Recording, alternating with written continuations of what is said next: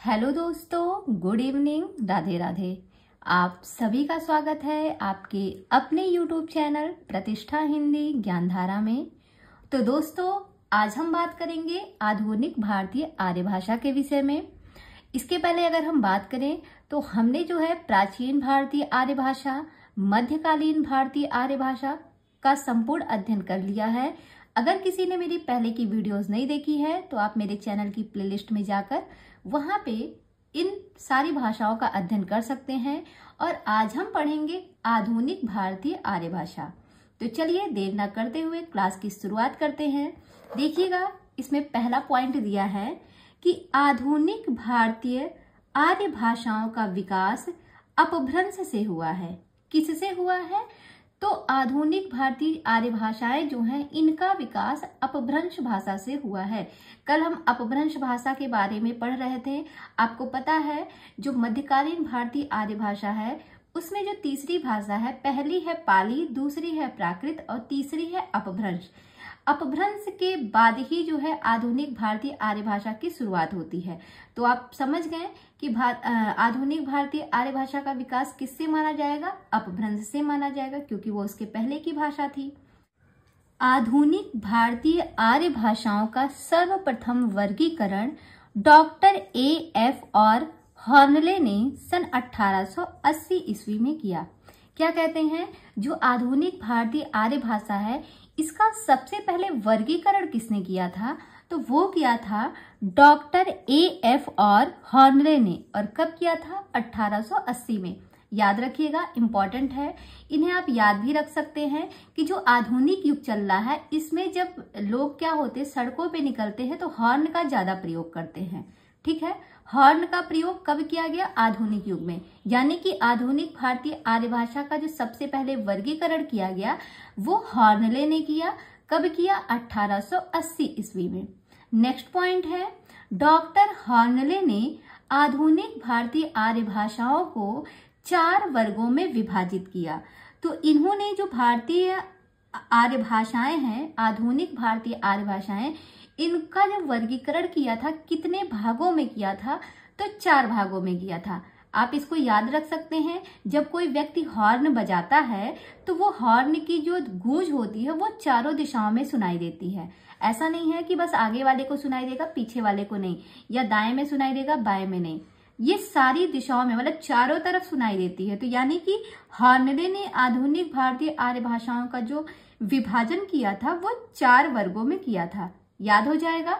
आगे बढ़ते हैं। आगे देखिएगा, वो जो 4 भागों में उन्होंने विभाजन किया था आधुनिक भारतीय आर्य भाषाओं का, वो कौन कौन से हैं? तो सबसे पहले आता है पूर्वी गौड़ियन। पूर्वी गौड़ियन यानी कि इसमें आपके आ जाएंगी कौन कौन सी भाषा? पूर्वी हिंदी, बंगला, असमी और उड़िया। पूर्वी हिंदी, बंगला, असमी और उड़िया ये पूर्वी गौड़ियन के अंतर्गत आते हैं। तो इनको आप याद भी रख सकते हैं ट्रिक से कि पूर्वी हिंदी का बंगला उड़ा असमिया में। पूर्वी हिंदी का बंगला उड़ा असमिया में। बंगला से हो जाएगा बंगला, उड़िया से हो जाएगा उड़ा, से हो जाएगा उड़िया और असम से हो जाएगा असमी। तो याद हो जाएगा पूर्वी गौड़ियन में कौन कौन सी भाषाएं हैं? पूर्वी हिंदी, बंगला, असमी और उड़िया। बात करें पश्चिमी गौड़ियन की, तो पश्चिमी गौड़ियन में इन्होंने पश्चिमी हिंदी, राजस्थानी, गुजराती, सिंधी और पंजाबी भाषा को स्थान दिया है। अगला पॉइंट है उत्तरी गौड़ियन। उत्तरी गौड़ियन में इन्होंने गढ़वाली, नेपाली और पहाड़ी भाषा को रखा है। गढ़वाली, नेपाली, पहाड़ी। तो इनको भी याद रख सकते हैं कि नेपाल की पहाड़ी पे उत्तरों को गढ़ा गया। नेपाल की पहाड़ी पर उत्तरों को गढ़ा गया। उत्तर से हो जाएगा उत्तरी गौड़िया, नेपाल से नेपाली, पहाड़ी से पहाड़ी और गढ़ा से यानी कि गढ़वाली। याद हो जाएगा। अगला पॉइंट है दक्षिणी गौड़ियन। तो दक्षिणी गौड़ियन में आप जानते हैं मराठी को ही स्थान दिया गया है और ये सभी ने मराठी को ही दक्षिण के अंतर्गत रखा है। तो कुछ इसमें इंपॉर्टेंट है जहां से प्रश्न बनते हैं, जहां पे बदलाव भी हुआ है और कुछ भाषाओं का सेम है, उनको याद करने की जरूरत नहीं है। जैसे कि दक्षिण गौड़ियन की बात होगी तो वहां पे हमेशा आपको मराठी देखने को मिलेगा। पूर्वी गौड़ियन में आपको हमेशा बंगला, असमी, उड़िया इन सभी भाषाओं को देखने को मिलेगा ही। बाकी और जो 2 हैं इसमें ज्यादा परिवर्तन होता है, तो इन्हें आपको समझने की आवश्यकता है। चलिए आगे बढ़ते हैं। अगला पॉइंट है, डॉक्टर हॉर्नले के अनुसार जो आर्य मध्य देश अथवा केंद्र में थे भीतरी आर्य कहलाए, और जो आर्य चारों ओर फैले हुए थे वो बाहरी आर्य कहलाए। ये किसके अनुसार बताया गया? ये डॉक्टर हॉर्नले के अनुसार बताया गया कि जो आर्य मध्य देश में अथवा केंद्र में रहते थे उनको हमने भीतरी आर्य कहा, और जो चारों तरफ फैले हुए थे उन्हें हमने बाहरी आर्य कहा। अब बात करते हैं डॉक्टर जॉर्ज ग्रियर्सन की। ये तो बात हुई डॉक्टर हॉर्नले की।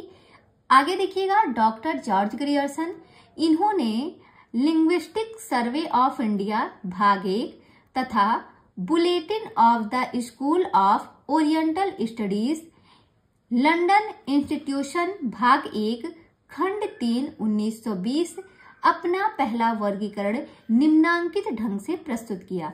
तो यहाँ पे जो ये पुस्तकों के नाम लिखे गए हैं ना, ये डॉक्टर जॉर्ज ग्रियर्सन के द्वारा लिखी गई पुस्तकें हैं, और यहाँ से भी प्रश्न आता है कि ये किसका ग्रंथ है, ये किसके द्वारा लिखी गई पुस्तक है। तो लिंग्विस्टिक सर्वे ऑफ इंडिया किसका है? ये है जॉर्ज ग्रियर्सन का। फिर है bulletin of the school of oriental studies, ये भी किसका है? जॉर्ज ग्रियर्सन का है। लंदन इंस्टीट्यूशन भाग 1, ये किसका है? तो ये भी जॉर्ज ग्रियर्सन के द्वारा लिखा गया ग्रंथ है। अब इनके ग्रंथ को हम कैसे याद करेंगे, इसको आप समझने का प्रयास कीजिएगा। इसको कनेक्ट करने के लिए यहाँ पे देखिएगा लिखा है बुलेटिन, तो बुलेटिन को आप बना लीजिए बुलेट, ठीक है।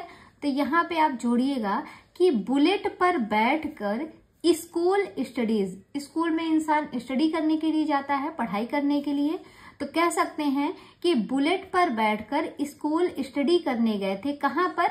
लंदन इंस्टीट्यूशन, लंदन इंस्टीट्यूट का सर्वे करने गए थे। कौन? जॉर्ज ग्रियर्सन गए थे, सर्वे करने गए थे। और वो जब सर्वे करने गए थे तो वहां पर कैसे गए थे? लिपस्टिक लगा कर गए थे। लिपस्टिक से लिंग्विस्टिक याद रहेगा, ठीक है। लिंग्विस्टिक को बनाइए लिपस्टिक।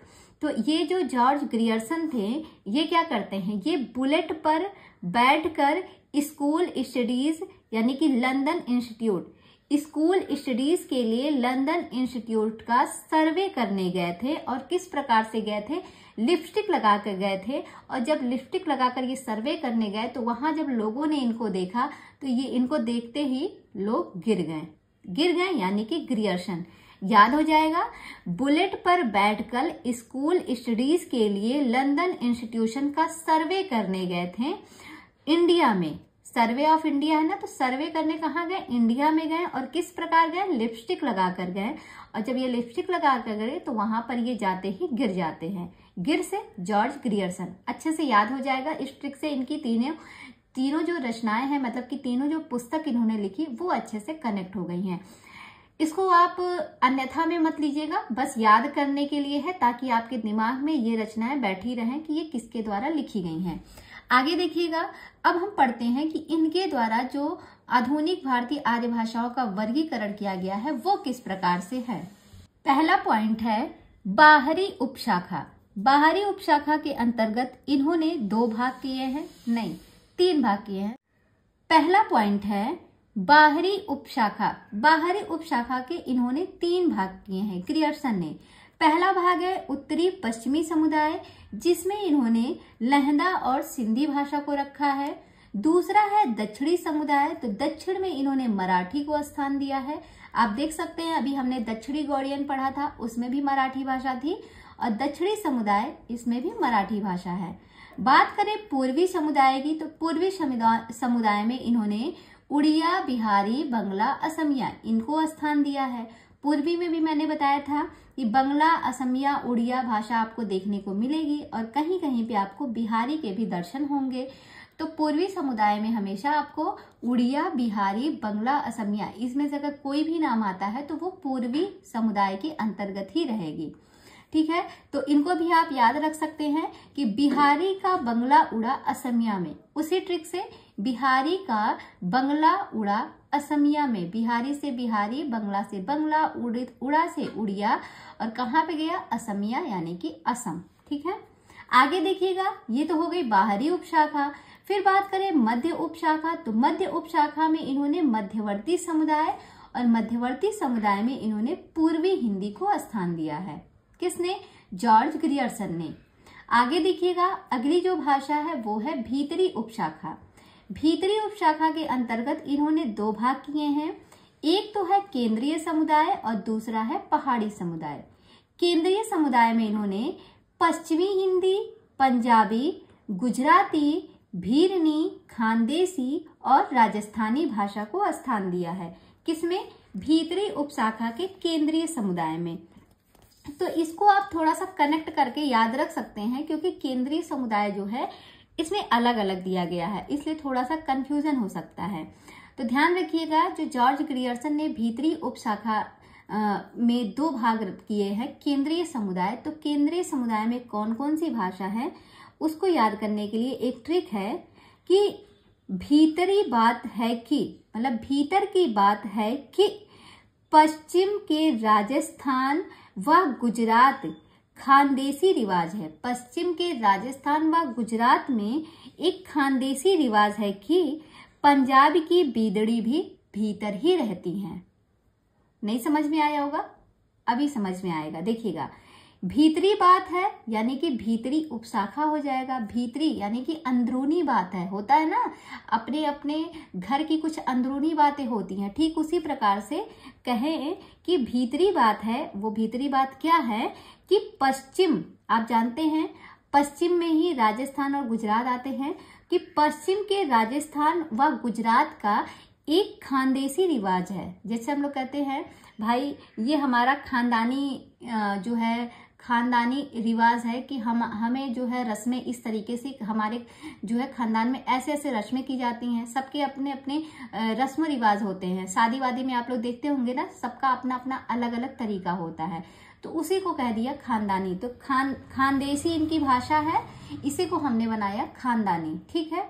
तो यहाँ से आप कनेक्ट करिएगा कि राजस्थानी व गुजरात का एक खानदेसी रिवाज है। वो रिवाज क्या है कि पंजाब की बींदड़ी जो है वो केंद्र में रहेंगी, मतलब वो क्या रहेंगी, भीतर ही रहेंगी, भीतर से भीतरी।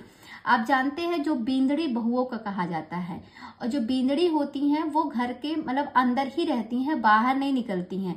वहां का रिवाज है कि अगर आप बाहर निकलना है तो घूंघट में निकलना है, नहीं तो बाहर किसी को आप अपना चेहरा नहीं दिखाती, दुल्हन जो होती हैं, है ना। बस आप उन्हीं से कनेक्ट कीजिएगा कि पश्चिम का जो राजस्थान और गुजराती एरिया है, ठीक है, पश्चिम के राजस्थान और गुजरात का ये खानदेसी रिवाज है। खानदेसी से याद रहेगा खानदेसी भाषा, राजस्थान से राजस्थानी, गुजरात से गुजराती। खानदेसी रिवाज है कि पंजाब की भी बींदड़ी, भीरनी से बनाइए बींदड़ी, पंजाब की भी जो भीरनी है वो भी जो है भीतर ही रहेंगी। भीतर से हो जाएगा भीतरी उपशाखा। याद हो जाएगा अच्छे से, एक दो बार पढ़िएगा, समझ में आएगा। अगर ट्रिक नहीं समझ में आ रही है तो एक बार दोबारा से वीडियो को पीछे जाके फिर से चलाइएगा, आपको अच्छे से समझ में आ जाएगा। आगे देखते हैं, अगली भाषा जो है वो है पहाड़ी समुदाय, जो इन्होंने दूसरा भेद किया था। पहाड़ी समुदाय में बात करें तो पहला है पूर्वी पहाड़ी अथवा नेपाली, दूसरा है मध्य या केंद्रीय पहाड़ी और तीसरा है पश्चिमी पहाड़ी। इन तीन भागों में पहाड़ी समुदाय के अंतर्गत ये तीन भाषाओं को रखा गया है। ये हो गई डॉक्टर जॉर्ज ग्रियर्सन के अनुसार आधुनिक भारतीय आर्य भाषाओं का वर्गीकरण। क्लियर है? इन्होंने तीन उपशाखाओं में बांटा, बाहरी उपशाखा, मध्य उपशाखा और भीतरी उपशाखा। बाहरी उपशाखा को तीन भागों में डिवाइड किया, उत्तरी पश्चिमी समुदाय, दक्षिणी समुदाय और पूर्वी समुदाय। उत्तर पश्चिम को एक में कर दिया, दक्षिण को अलग, पूरब को अलग। याद हो जाएगा। मध्य में इन्होंने पूर्वी को रखा और भीतरी उपशाखा को दो भागों में बांटा, एक केंद्रीय समुदाय और एक पहाड़ी समुदाय। तो केंद्रीय समुदाय का आपको याद करा दिए, पहाड़ी में पूर्वी पहाड़ी अथवा नेपाली, और दूसरा हो गया मध्य या केंद्रीय पहाड़ी और तीसरा हो गया पश्चिमी पहाड़ी। तीनों में पहाड़ी शब्द आया, याद हो जाएगा। आगे बढ़ते हैं। अगला पॉइंट है, डॉक्टर सुनीति कुमार चटर्जी ने ग्रियर्सन के वर्गीकरण की आलोचना ध्वनिगत एवं व्याकरणगत आधारों पर करते हुए अपना वैज्ञानिक वर्गीकरण निम्न वर्गों में प्रस्तुत किया। किसने? अब देखिए, जो ग्रियर्सन ने अपना वर्गीकरण किया था, इनके वर्गीकरण की जो है अगर देखा जाए तो इनके वर्गीकरण की आलोचना किसने की? सुनीति कुमार चटर्जी ने।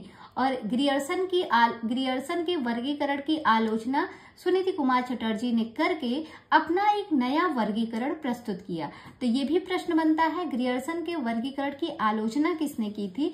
तो वो किया था सुनीति कुमार चटर्जी ने किया था। ठीक है, तो इसको कैसे हम याद रखेंगे? देखिए, यहाँ चटर्जी को बना लीजिए चटनी और ग्रियर्सन को हमेशा हम लोगों ने जोड़ा है गिराकर। ठीक है, तो कहते हैं चटनी, मान लिया कोई लड़की है, वो चटनी बना के लेके आई और चटनी क्या हुई? गिर गई। तो कहते हैं चटनी गिर गई, तो घर वाले कहते हैं ना, चटनी गिरा दी, सुधार लो अपनी आदत। तुमने चटनी गिरा दी कि तुम इतना काम ऐसे करती हो कि तुमने चटनी गिरा दी, अब से तुम अपनी आदत सुधार लो। यानी कि चटनी को गिरा दिया, तो यानी कि चटनी से हो जाएगा चटर्जी, और चटर्जी ने ग्रियर्सन के वर्गीकरण की आलोचना की और उनके वर्गीकरण में इन्होंने सुधार किया। उनके वर्गीकरण में सुधार किया, यानी कि इसको सुधारा। किसने? चटर्जी ने। जो चटनी गिराया है उसको सुधार लो। याद हो जाएगा, समझ में आ गया होगा। अब यहाँ पे हम देखते हैं इनके वर्गीकरण को। देखिएगा, ट्रिक थोड़ी घरेलू है, और घरेलू ट्रिक इसलिए बताती हूँ ताकि आपके दिमाग में वो चीजें बहुत अच्छे से बनी रहे, और आपको जो है कभी भी मतलब अगर ये इन प्रश्नों का सामना हो तो कभी आपको सोचने की जरूरत ना पड़े, तुरंत आपके दिमाग में जो है वो चीज क्लिक कर जाए कि हाँ, मैम ने ये चीज बताई थी, इनसे जोड़ के। यहाँ पे देखिएगा, जो सुनीति कुमार चटर्जी ने वर्गीकरण किया था, ग्रियर्सन के वर्गीकरण की आलोचना के आधार पर इन्होंने अपना दूसरा वर्गीकरण प्रस्तुत किया। उसके 5 भेद किए थे: उदीच्य, प्रतीच्य, मध्य, प्राच्य और दाक्षिणात्य। इन 5 भागों में इन्होंने इसको विभाजित किया था सुनीति कुमार चटर्जी ने। अब हम एक एक करके सबको पढ़ते हैं, और यहाँ से प्रश्न भी आते हैं कि उदीच्य में कौन कौन सी भाषा है, प्रतीच्य में कौन सी है, मध्य में कौन सी है। संभल के पढ़िएगा, अच्छे से पढ़िएगा। तो देखिएगा, उदीच्य की अगर हम बात करें तो उदीच्य में आपकी आती हैं सिंधी, लहंदा और पंजाबी। उदीच्य की बात करें तो उदीच्य को हम बोलते हैं उत्तरी, जैसे दिशाएं होती हैं वही उत्तर, तो उदीच्य को बोलते हैं उत्तर, प्रतीच्य को बोलते हैं पश्चिम, मध्य को मध्य और प्राच्य को पूर्वी और दक्षिणात्य को दक्षिण बोला जाता है। पहले ये समझ जाइएगा। अब उदीच्य में कौन कौन सी भाषा है? सिंधी है, लहंदा है और पंजाबी है। तो इसको कैसे याद करेंगे? देखिएगा, यहाँ पे है सुनीति कुमार चटर्जी, तो सुनीति को आप समझिएगा कि कोई लड़की का नाम है। तो सुनीति ने पंजाबी लहंगा पहना, पंजाबी से हो जाएगा पंजाबी और लहंगा से हो जाएगा लहंगा। ठीक है, तो या कनेक्ट करिएगा कि सुनीति नाम की कोई लड़की है, उसने जो है पंजाबी लहंगा पहना है, सिंधी की कढ़ाई वाला। कैसा लहंगा है? तो वो सिंधी की कढ़ाई वाला लहंगा पहनी है। और जब लड़कियां लहंगा पहन के शादी ब्याह में चलती हैं तो क्या करती हैं? वो लहंगे को हल्का सा उठा के चलती हैं, लहंगे को हल्का सा ऊपर करके हल्का सा उठा के चलती हैं, क्योंकि लहंगा लंबा होता है, नीचे गंदा होता रहता है, तो हल्का सा उठा के चलती हैं। उठाने से हो जाएगा उदीच्य। उठाने से आप कनेक्ट करेंगे उठा यानी कि उदीच्य। याद हो गया? तो कनेक्ट करिएगा कि सुनीति ने पंजाबी लहंगा पहना, सिंधी की कढ़ाई वाला, तो उसको उठा उठा के चल रही थी। उठा उठा के यानी कि उदीच्य। अब याद रहेगा उदीच्य में कौन कौन सी भाषा है। अगला देखिएगा प्रतीच्य। प्रतीच्य की बात करें तो प्रतीच्य में इन्होंने राजस्थानी और गुजराती भाषा को स्थान दिया है। तो कह सकते हैं जो सुनीति हैं, सुनीति पश्चिम के गुजरात में राज करती हैं। सुनीति जो हैं ये कहाँ से कहाँ तक राज करती हैं? पश्चिम के गुजरात में राज करती हैं। राज्य से हो जाएगा राजस्थानी, और पश्चिम से प्रतीच्य को पश्चिम बोलते ही हैं, और गुजरात के पश्चिम के गुजरात राज्य में ये राज करती हैं। याद हो जाएगा कौन? सुनीति। आगे है मध्य देशीय, मध्य देशीय में इन्होंने पश्चिमी हिंदी को स्थान रख दिया है। इसके बाद आते हैं प्राच्य में, तो प्राच्य में इन्होंने पूर्वी हिंदी, बिहारी, उड़िया, असमिया और बंगला को स्थान दिया। तो इसको तो आप सीधा सीधा याद रख सकते हैं कि पूर्वी बिहारी का बंगला उड़ा असमिया में, पूर्वी बिहारी का बंगला उड़ा असमिया में। पूर्वी में हमेशा आप याद रखिए पूर्वी हिंदी आती है, बिहारी आती है, उड़िया आती है, असमिया आती है और बंगला आती है। आगे है दक्षिणात्य, तो दक्षिणात्य में देखिए मराठी भाषा को इन्होंने भी रखा है, तो ये सेम हो गया। तो ये हो गया सुनीति कुमार चटर्जी के अनुसार। आगे देखते हैं डॉक्टर धीरेन्द्र वर्मा।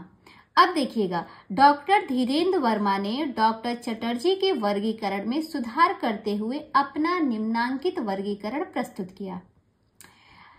यहां से आपको क्या समझ में आ रहा है कि अभी तक हमने पढ़ा जॉर्ज ग्रियर्सन को पहले पढ़ा, तो जॉर्ज ग्रियर्सन के वर्गीकरण की आलोचना सुनीति कुमार चटर्जी ने की, और अब जब सुनीति कुमार चटर्जी ने अपना वर्गीकरण दिया तो इनके वर्गीकरण की आलोचना किसने की, तो वो किया डॉक्टर धीरेन्द्र वर्मा ने। समझ में आया? तो अब इनको कैसे याद करेंगे, तो सुनीति का तो हमने याद किया कि चटर्जी को बनाया चटनी, चटनी को गिरा दिया, तो मैंने बता दिया कि चटनी को गिराया तो तुम सुधार कर लो, ये हो गया। अब इसको हम कैसे कनेक्ट करेंगे, तो कहेंगे कि जब चटनी को गिराया तो अब चटनी को धीरे से उठा लो, हड़बड़ा के मत उठाओ, सुधार करो और धीरे से उठा लो। धीरे से धीरेन्द्र वर्मा और किसको उठा लो, चटनी को उठा लो, तो चटनी से हो जाएगा चटर्जी, और किसने इनकी आलोचना की, तो धीरेन्द्र वर्मा ने की। याद हो गया, कनेक्ट हो गया ना एक ही चीज से दोनों।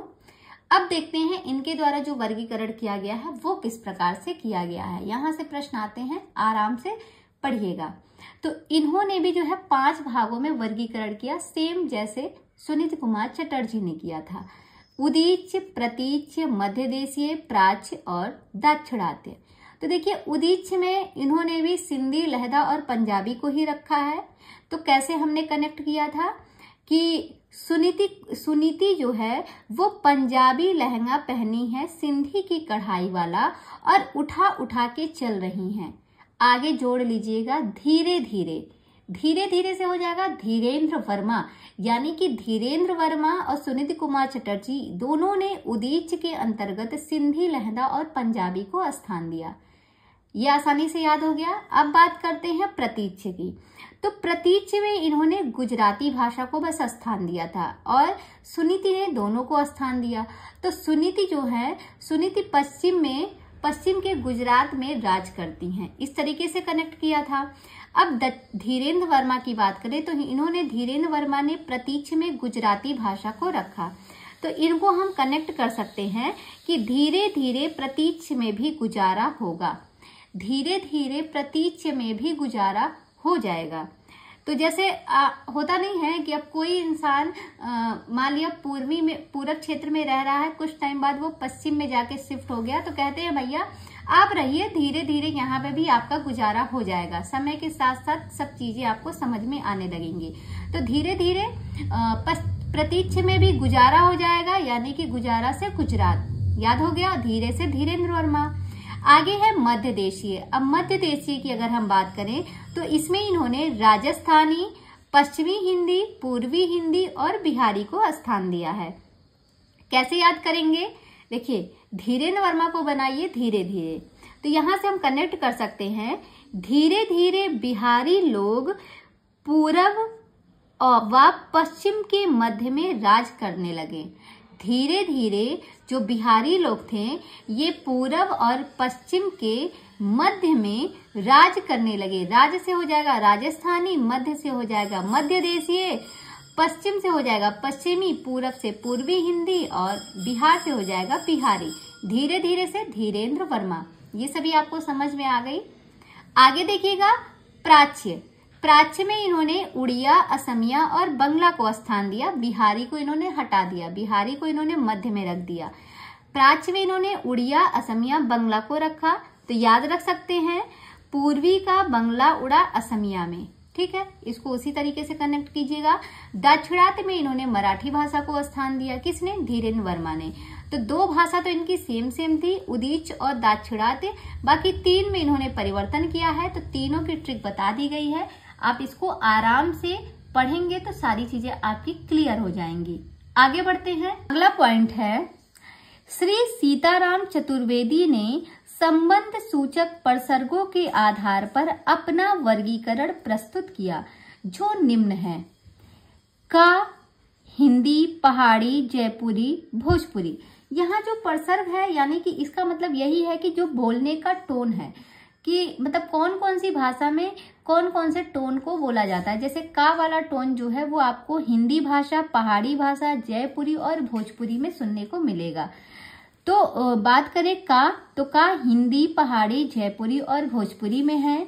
दा की बात करें तो दा प्रसर्ग जो है ये पंजाबी और लहना में मिलेगा आपको। जो प्रसर्ग की बात करें तो ये सिंधी और कच्छी में मिलेगा। नो प्रसर्ग की बात करें तो नो आपको गुजराती में देखने को मिलेगा। और वहीं पे एर प्रसर्ग की अगर हम बात करें तो एर आपको बंगाली, उड़िया और असमिया में देखने को मिलेगा। आगे देखते हैं। जो अगला पॉइंट है ये मोस्ट इंपॉर्टेंट है, ध्यान रखिएगा। भोलानाथ तिवारी ने क्षेत्रीय तथा संबद्ध अपभ्रंशों के आधार पर अपना वर्गीकरण निम्न ढंग से प्रस्तुत किया। भोलानाथ तिवारी का अगर हम बात करें तो इनका जो है सर्वमान्य है, इनका वर्गीकरण ही सर्वमान्य है, ये याद रखिएगा। जब भी कभी आधुनिक भारतीय आर्य भाषाओं का वर्गीकरण पूछेगा तो ये सर्वमान्य है। नहीं तो अगर उदीच प्रतीच करके पूछेगा तब तो वो सुनीति कुमार चटर्जी या धीरेन्द्र वर्मा के हिसाब से पूछेगा। लेकिन अगर ऐसा कुछ नहीं कहता है तो आप फिर भोलानाथ तिवारी का यही सर्वमान्य है, इनका आप ध्यान रखिएगा। तो देखते हैं, इन्होंने अपभ्रंश की बात करें तो सौर शैनी अपभ्रंश, जिसे हम मध्यवर्ती भी कहते हैं, इसमें इन्होंने कौन कौन सी भाषाएं रखी हैं? पश्चिमी हिंदी, राजस्थानी, पहाड़ी और गुजराती को स्थान दिया। मागधी की बात करें तो मागधी को हम कहते हैं पूर्वीय, और इसमें इन्होंने बिहारी, बंगाली, उड़िया और असमिया को स्थान दिया। अर्धमागधी की बात करें तो अर्धमागधी में इन्होंने, जिसे हम कहते हैं मध्य पूर्वीय, इसमें इन्होंने पूर्वी हिंदी को रखा। महाराष्ट्री, जिसे हम कहते हैं दक्षिणी, और दक्षिणी में इन्होंने मराठी को रखा। अभी पढ़ते ही आ रहे हैं हम। आगे है ब्रांचड़ पैसाची, इंपॉर्टेंट है। ब्रांचड़ पैसाची यानी कि पश्चिमोत्तरी, इसमें इन्होंने सिंधी, लहदा और पंजाबी को स्थान दिया। ठीक है, तो ये भोलानाथ तिवारी के अनुसार जो वर्गीकरण किया गया है ये मोस्ट इंपॉर्टेंट है और ये सर्वमान्य है, इसलिए इसको जरूर ध्यान रखिएगा। आगे देखते हैं डॉक्टर हरदेव बाहरी। हरदेव बाहरी के अनुसार अगर हम बात करें तो इन्होंने आधुनिक आर्य भाषाओं का वर्गीकरण इस प्रकार किया है। हिंदी वर्ग और हिंदीतर यानी कि अहिंदी वर्ग, 2 वर्गों में किया है। हिंदी वर्ग की अगर हम बात करें तो हिंदी वर्ग में इन्होंने मध्य पहाड़ी, राजस्थानी, पश्चिमी हिंदी, पूर्वी हिंदी, बिहारी, ये सभी हिंदी की उपभाषाएं हैं। ये हरदेव बाहरी के अनुसार बताया गया है। हिंदी वर्ग में इन्होंने इतनी उपभाषाओं को स्थान दिया जिसमें मध्य पहाड़ी, राजस्थानी, पश्चिमी हिंदी, पूर्वी हिंदी, बिहारी, ये सारी उपभाषाएं आती हैं।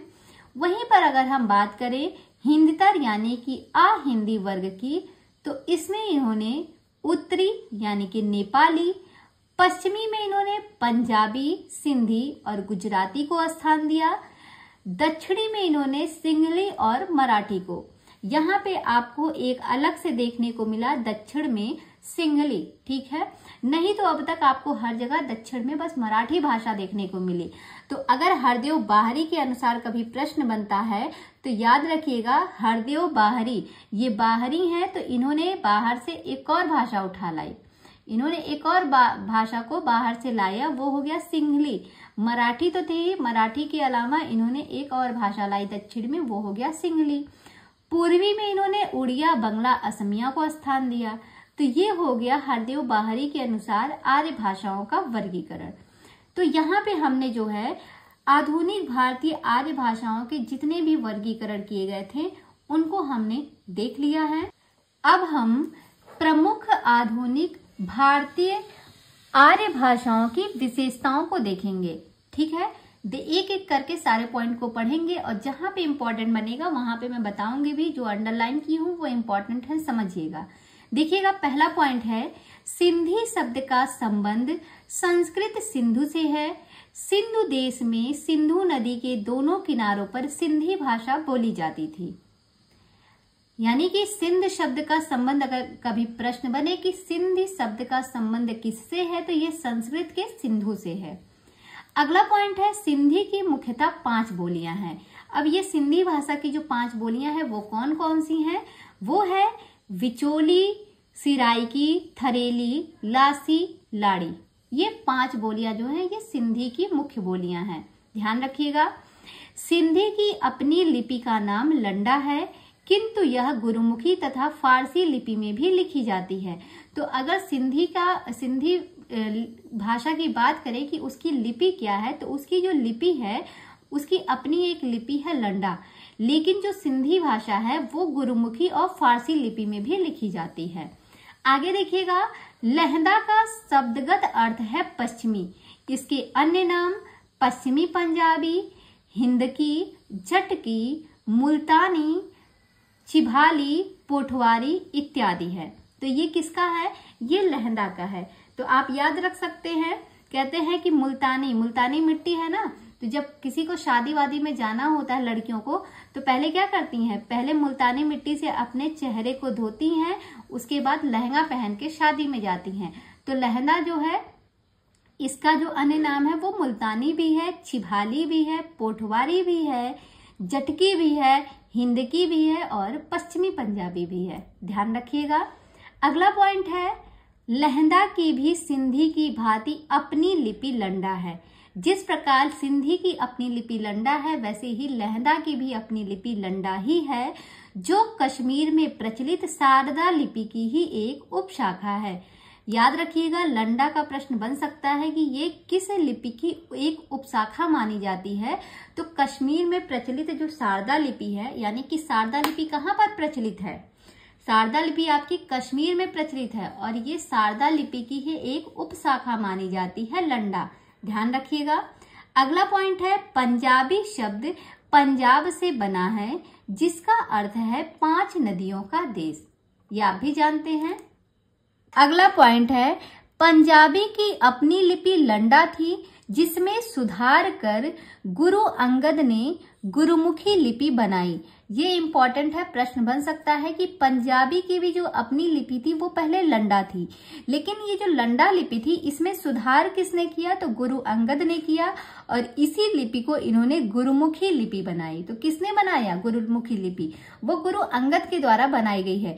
गुरुमुखी, गुरु अंगद, गुरु गुरु याद हो जाएगा आसानी से। आगे देखिएगा, पंजाबी की मुख्य बोलियां माझी, डोगरी, दुआबी, राठी आदि है। तो पंजाबी की ये मुख्य बोलियां हैं, अंडरलाइन करिएगा, माझी, डोगरी, दुआबी और राठी। नेक्स्ट पॉइंट है गुजराती। गुजराती गुजरात प्रदेश की भाषा है। गुजरात का संबंध गुर्जर जाति से है।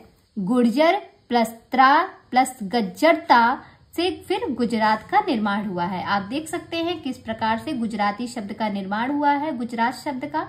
तो वो ये है, कभी प्रश्न यहाँ से पूछ भी सकता है, ध्यान रखिएगा। अगला पॉइंट है गुजराती की अपनी लिपि है, जो गुजराती नाम से प्रसिद्ध है। यानी कि जो गुजराती भाषा है उसकी अपनी लिपि है गुजराती। वस्तुतः गुजराती कैथी से मिलती जुलती लिपि में लिखी जाती है, इसमें सिरोरेखा नहीं लगती। ये महत्वपूर्ण पॉइंट है, प्रश्न बन सकता है कि कौन सी लिपि है जिसमें सिरोरेखा नहीं लगती है, तो वो है गुजराती लिपि। अगला पॉइंट है मराठी महाराष्ट्र प्रदेश की भाषा है। इसकी प्रमुख बोलियां कोंकणी, नागपुरी, कोष्ठी और महारी आदि है। मराठी की अगर बात की जाए तो मराठी महाराष्ट्र प्रदेश की भाषा है और इसकी जो बोलियां हैं वो है कोंकणी, नागपुरी, कोष्ठी और महारी। नेक्स्ट पॉइंट है मराठी की अपनी लिपि देवनागरी है, किंतु कुछ लोग मोड़ी लिपि का भी प्रयोग करते हैं। तो अगर प्रश्न कभी बने कि मराठी की लिपि क्या है, तो आप बताएंगे मराठी की लिपि देवनागरी है। लेकिन अगर प्रश्न बने कि मोड़ी लिपि का प्रयोग किस भाषा के लिए किया जाता है, तो मोड़ी लिपि का प्रयोग जो है मराठी भाषा के लिए किया जाता है। तो आप याद भी रख सकते हैं, अगर आप किसी चीज को बहुत ज्यादा मोड़ेंगे तो वो क्या होगा, वो मर जाएगा।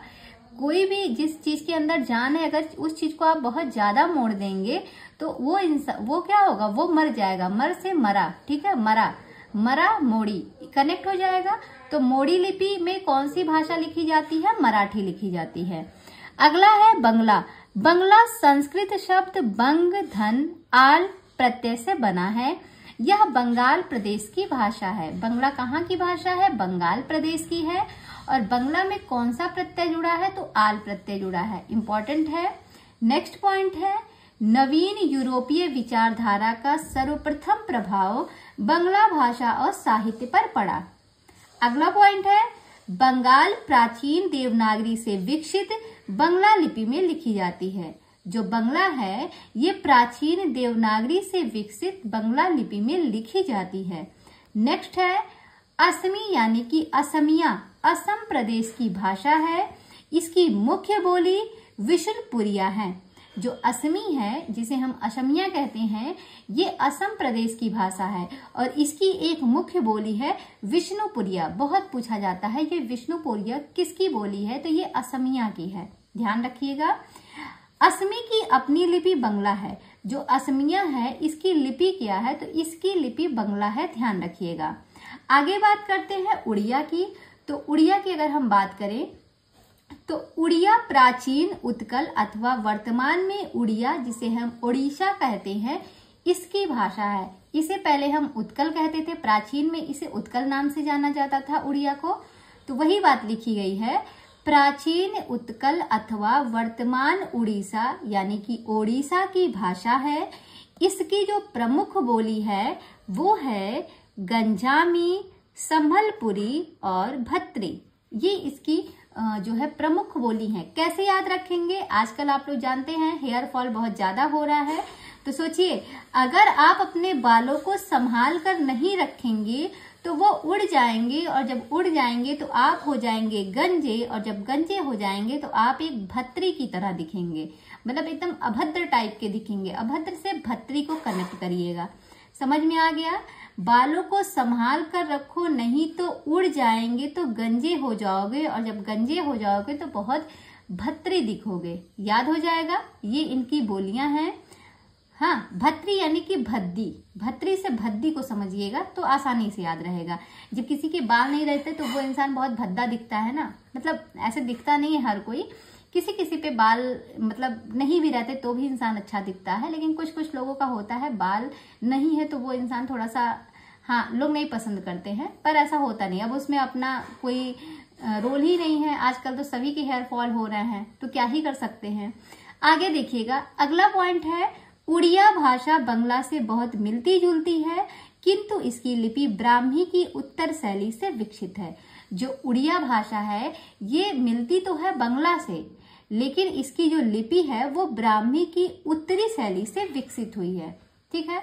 तो इसको ध्यान रखिएगा, लिपि अलग है उड़िया की, लेकिन उड़िया से मिलती जुलती है बंगला भाषा, ये बात ध्यान रखिएगा।